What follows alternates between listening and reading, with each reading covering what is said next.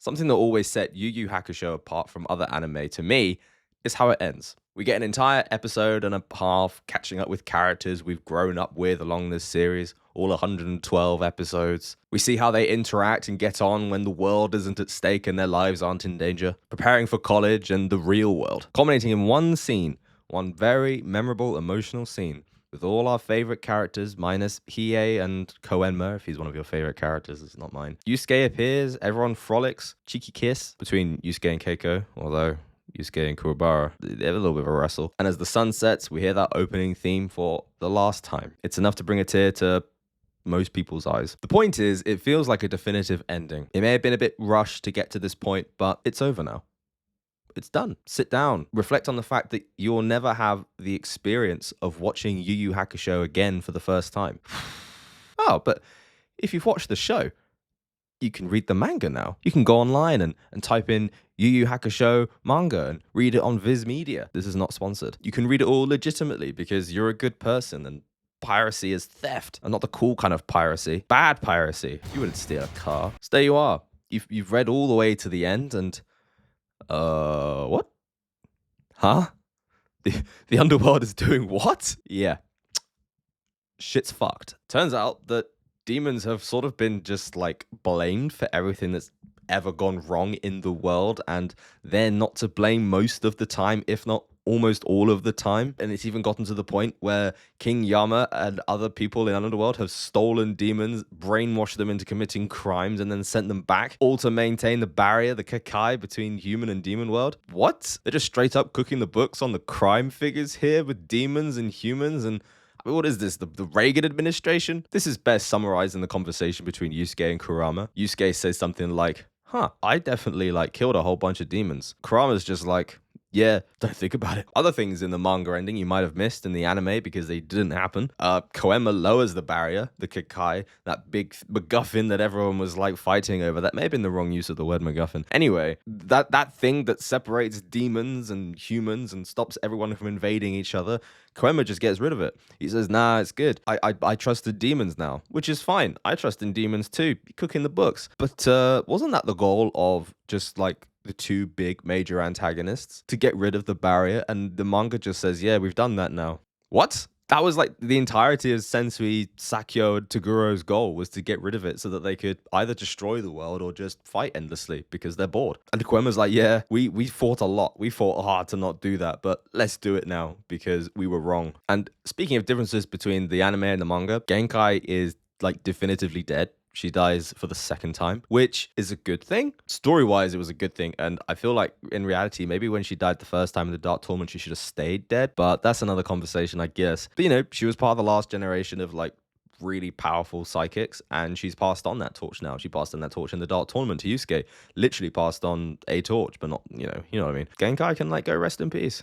She's earned it. Yusuke's reappearance in Human World as well. He just pops up behind Kurama and Kuwabara as they're having a chat. Way less dramatic than him appearing on the beach and doing his whole, see? You don't have to. Do I keep that in? It's in that scene, actually, where we learn that Koenma has dropped the Kakai, and Kuwabara has a pretty normal reaction to that, which is, are you seriously telling me there could be A and S class demons just anywhere right now? Kurama and Yusuke are just yeah. And Kuwabara's just what the fuck? But you know what that also means? That also means Yukina can travel freely too. So we meet Kuwabara's dad. He's this cool guy. He's got maybe two panels. We find out that Yusuke has graduated junior high, which means nothing to me. I'm British. I don't really understand what junior high is, nor how you graduate from school. I feel like you just get too old to be in that specific group and you just move on to the next. But hey, what do I know? What do I know? Good for Yusuke. He graduated school, or at least a part of school, and he goes on to open a ramen stand whilst also being a demon investigator. He's got the best of both worlds. The absolute best thing about the ending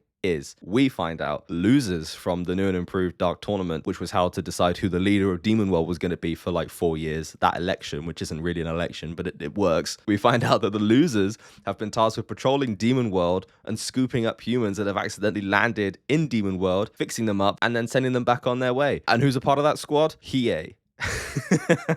You know, he's not doing it entirely because he wants to do it. He's kind of doing it because it's his job, but he does it. If Hiei didn't want to do it, he just wouldn't do it. He's Hiei. He's almost guaranteed to win the next tournament if you think about it. Like, if you really think about it, he's going to win the next tournament and he's going to be in charge of Demon World, which is a terrifying concept, but that's the rules. That's the rules. He's going to win. He's just going to win. And that's character growth. Also, working with him is that surgeon who gave Hiei his Jigan Eye, then got his head like sliced, then came back for the Dark Tournament again, and then in the anime for some reason just jumped to his death. But in the manga he's still alive, so that's good. Good for him. He's there. That guy can't die if he tried. Oh yeah, Hiei and Mukuro, they've got a pretty special ending, which I'm gonna save going through that for a very specific Hiei video. I want to keep this video quite light and energetic, and that tackles some pretty dark shit. If you know, you know. So moving on. All right, let me check my notes. In chapter 173, we get a nice short epilogue of many characters that have been important to the story at different points. I'm going to run through some now. We've seen Yana resisting the urge to use his power to learn more about women by touching them and using his ability copy to become them and know everything about them. I don't think I want to know everything about someone like that. Side note, he gets married to this person 10 years later. Good for him. Enki just straight up be fucking. Enki just be fucking. Chu gets the shit kicked out of him by Natsume on a pretty frequent occasion, it seems, and I think for them that's a relationship. Good for Chu. I love Chu. Chu's the best part of the Dark Tournament. Well, he's not, but you know what I mean. He's one of them. Kaito is like an author or a mangaka. That's pretty cool. And we see Kido get stood up on a date, which kind of sucks. His power was like the worst power as well. And that's the end of his story. Juri, Koto, and Ruka, they all reveal that they've got feelings for Suzuki, Jin, and Toya. Koenma is shown to be struggling with the mantle of leadership after ousting his corrupt as fuck dad. Good for Koenma. He deserves it. We get a sneak peek at Yusuke's pretty awful absent father, which again, I've already gone over. I'm not going to go over the implications of what he says here to Yusuke's mum. Pretty rough stuff. And Yusuke and Keiko have like another little romantic moment. It's very sweet. Okay, so if you've watched the OVAs, then you know what happens next. Basically, a bunch of people who were happy with the old regime decide that they don't like the way things are going. And so they decide to aim the Dimension Cannon, which is new, directly at Earth and destroy it unless the Kakai is brought back and demons are all pushed back into Demon World. Led by that guy with the mustache, who was part of that group of people who were going to try and kill Yusuke. That guy, or at least it looks like that guy. I don't even know that guy's name. They're also going to start killing hostages until they get their demands. It's like a hostage a minute, which is kind of crazy. But you know what? It's a great opportunity to get the gang back together. You've got Kurama, Hiei, Yusuke, and Kuwabara all ready to go. Good stuff. Yeah, now thinking about it, it's almost like an allusion to religious extremism. Did YuYu Hakusho get political again? Problem with this is, you know, it's not going to be that deep because it's literally the second to last chapter. So this is going to wrap up quick, and it's pretty well suited for an OVA, to be honest. Kuwabara uses the Dimension Sword to cut into space and then like reappear somewhere else, which I think is the optimum use of the Dimension Sword. Like, that makes a lot of sense. It cuts through dimensions. He should have been using it to travel. Yeah, the terrorists get beaten up. They all start swallowing poison, so they can't tell them how to disarm the cannon. But essentially, there are 3 buttons. First button disarms the cannon. Second button fires the cannon. Third button blows up the cannon. So Yusuke, being the hero, is like, yeah, you guys go on ahead. I'll sort this out. And in the background, you can see very clearly, kind of clearly, Koenma and Hiei just hanging out around the corner. Not only does it just show absolute confidence in Yusuke, because they've got all the confidence he's going to do this. They're there just in case it doesn't go right. And because they're just his boys, especially Hiei, they're not going to leave Yusuke behind. Underrated moment, honestly. Really just, you know, it wraps everything up nicely, I think, for Hiei, especially, and Koenma, to be fair. Koenma is kind of, I don't know. I don't like Koenma. This is when we find out that Genkai is dead again, because she does that thing where she possesses Pooh's body and is like, oh, Yusuke, you dumbass. That's what she does. That's a great Genkai impression. But yeah, Genkai appears, tells Yusuke to stop being a pussy and just press a button. So he does. And then after that, we cut to the final chapter. So obviously Yusuke chose the right button. No one dies except the guys who all killed themselves. Rest in peace.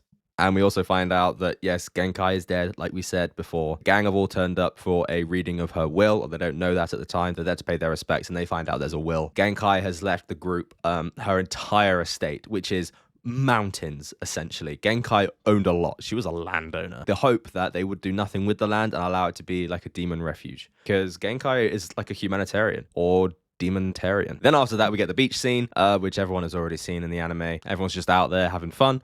Hiei is off doing his Hiei thing. We get some shots of other people laughing and living their life. I think maybe the anime did a better version of the beach scene with Yusuke appearing there and doing his... I'm not doing the Yusuke impression again, but you know what I mean. And that's it. That's the end. I love this final panel. I love this image. It's my screensaver. So yeah, everything is political. And I think Yu Yu Hakusho did like a good job of trying to be political. Sadly, they chose to be political in maybe like the final 5 chapters, which is annoying. It's understandable with Togashi's health issues. That affects Hunter x Hunter to this day. It's a shame that Yu Yu Hakusho ended the way it did. But yeah, Togashi was also burnt out as well with Yu Yu Hakusho, which is a shame. I think it's his best piece of work. Personally, I think Yu Yu Hakusho clears Hunter x Hunter any day. I will not be covering Hunter x Hunter. And do you know what? I would trade all of Hunter x Hunter for 50 extra chapters of the Three Kings saga any day. Any day. Fight me.